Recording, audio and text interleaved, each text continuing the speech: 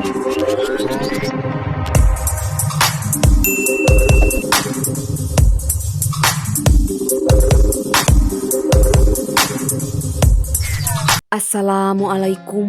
warahmatullahi wabarakatuh. Sampurasun. Kanca mitra anu teweleh mikareueus tur mikat tineng dongeng Sunda nyanggakeun carpon anu judulna Mati Geni. Ieu carpon seratan simkuring anu kantos dimuat dina koran Tribun Jabar. Nyanggakeun pidangan simkuring wilujeng ngadangkeun. Wanoja umur 38 tahun diuk emok yang hareup ngulon. Panona peureum dina rohangan nu peteng. Saeutik ge taya cahaya nu ngahaja disayagikeun. Pon kitu deui taya sesela nu ngondang asup cahaya ti luar. Manehna poho tabuh sabaraha anjog kadinya. Nu inget waktu panon poe geus lingsir ngulon di payungan langit nu dipapaes ku layung anu ngempur. Dijajab ku juru kunci. Lalaki kolot nu surti kana niat manehna. Dibarengan ka jero mapai lulurung nu heureut paselang wahangan leutik nu caina herang ngagenclang. Sakapeung napak kana batu-batu gede. Guha nu katelah sanget. Manehna dipernahkeun di rohangan anu heureut tur poek.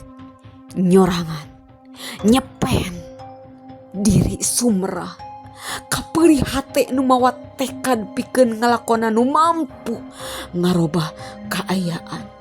Pangpangna, perasaanana nu geus disasaak ku hiji lalaki.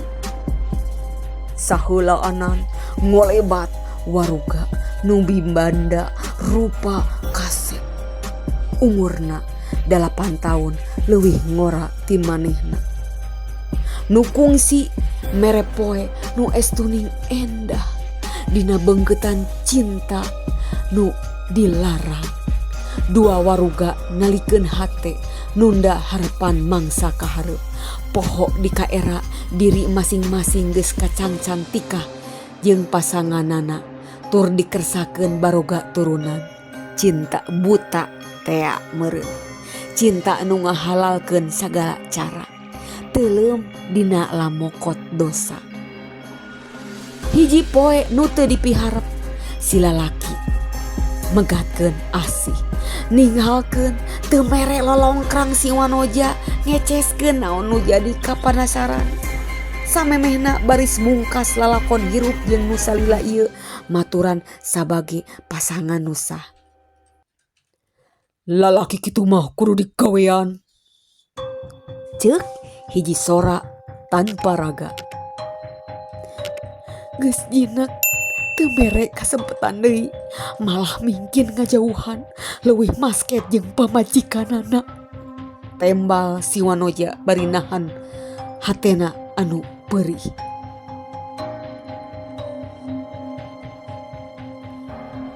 Bisa ditarekahan. Ceuk sora mere harepan kasih wanoja. Nu satadina mah satekah polah mupus rasa najan teu gamblang. Carana pan sidik caritaanana uing jeung manehna kudu mungkas lalakon. Manehna ge bangun geus teu suka ka uing. Geus teu suka. Ceuk si wanoja ngageuri.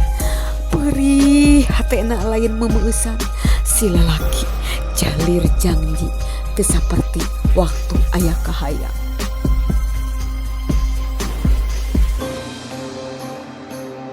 Maneh geus remen milampah ngagawean lalaki. Melet. Nya baheula mangsa ke rumaja. Naon salahna? Ayeuna lakonan deui hal sarupa kitu. Teu bisa. Bisa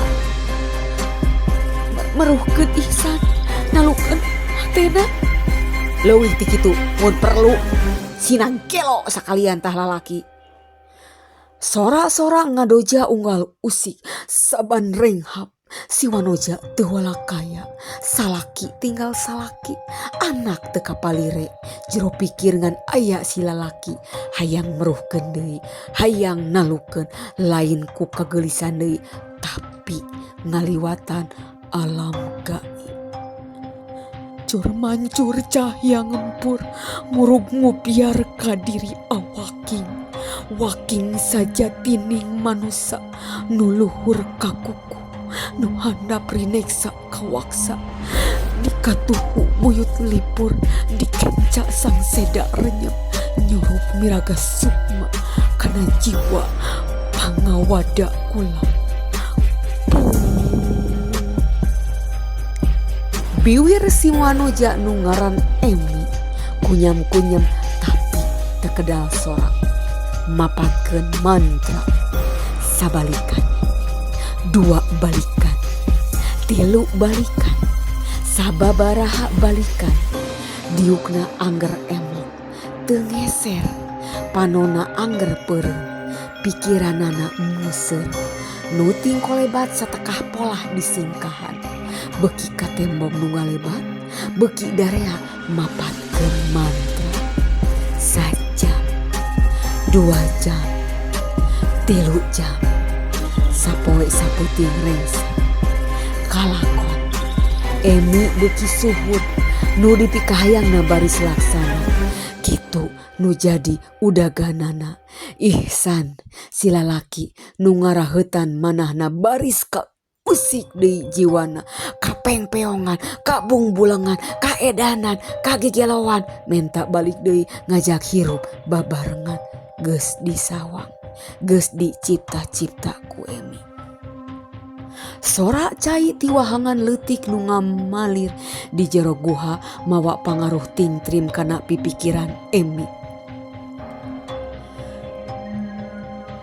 Petengna rohangan mawa panceg paniatan tiris.